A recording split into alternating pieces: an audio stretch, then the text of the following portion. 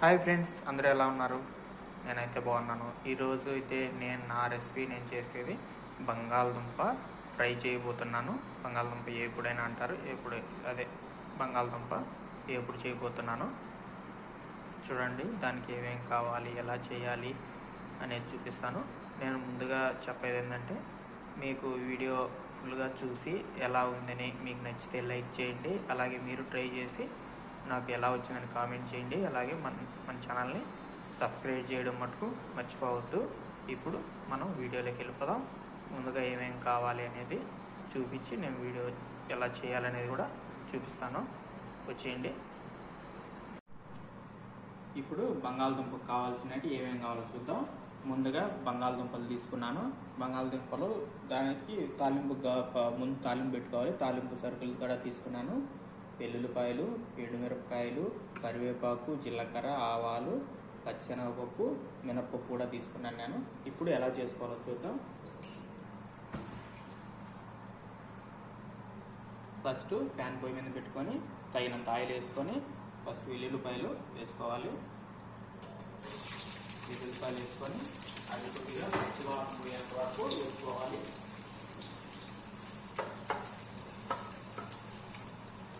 చూడండి, ఇలా కొద్దిగా బ్రౌన్ కలర్ వచ్చి పచ్చివాసన పోయేంత వరకు వేసుకొని ఇప్పుడు మిగతాటి కూడా అన్నీ వేసేసుకోవాలి.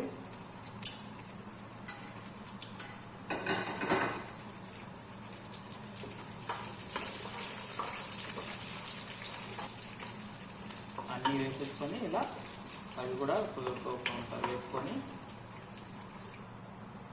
చూడండి. ఇప్పుడు మనం తాలింపు సరుకులు అన్నీ వేసేసుకున్నాం కదా, అన్నీ బాగా వేగినాయి. వేగిన స్మెల్ కూడా బాగా వస్తుంది. ఇప్పుడు మనం బంగాళదుంపలు కడిగి పెట్టుకున్న బంగాళదుంపలు వేసేసుకున్నాం. ఇవి వేసుకొని ఒకసారి అంతా కలిసిపెట్టుగా తిప్పుకొని ఇలా మూత పెట్టేసుకున్నాం.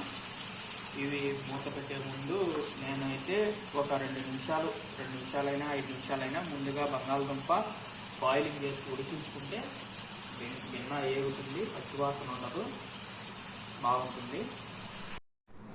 చూడండి, ఇప్పుడు ఒక 5 నిమిషాలు ఇలా మగ్గనిచ్చేసి ఇప్పుడు ఉప్పు, పసుపు కూడా వేసేసుకోవాలి. తగినంత ఉప్పు, సాల్ట్ వేసేసుకొని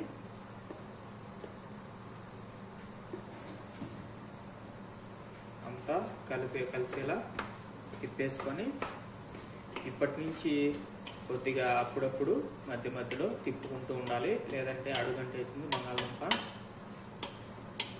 అడగంటకుండా తిప్పుకుంటూ ఉండాలి. ఇప్పుడు బంగాళదుంప ఉడికిపోయింది చూడండి. ఇలా ఉడికిన తర్వాత నీరంతా వెళ్ళిపోయి బాగా ఉడికిపోయింది. ఇప్పుడు నేనైతే దీంట్లోకి పొడి తయారు చేసుకున్నాను. ఏపీ శనగపప్పు, దీంట్లోనే కొద్దిగా సాల్ట్, కొద్దిగా కారం వేసేసుకొని పొడి కుట్టేసుకున్నాను. ఒక 4 రెంపలు వెల్లుల్లిపాయలు కూడా వేసుకొని పొడి ఆడించుకున్నాను. ఈ పొడి వేసుకొని ఇప్పుడు అంతా మిక్స్ చేసుకోవాలి. చూడండి, ఎంతో చక్కగా రెడీ అయిపోతుంది. దేంట్లోకైనా కర్రీ లేక్ కానీ దేంట్లోకైనా కర్రీ లేకపోయినా కూడా రైస్ లేక్ బాగుంటుంది. మీరు ట్రై చేసి ఎలా వచ్చింది కామెంట్ చేసి లైక్ చేయండి. మీకు నచ్చితే లైక్ చేయండి. అలాగే మన ఛానల్ని సబ్స్క్రైబ్ చేసి ఇది మటుకు మర్చిపోవద్దు. ఖచ్చితంగా మన ఛానల్ని మటుకు సబ్స్క్రైబ్ చేయండి. Okay, bye friends.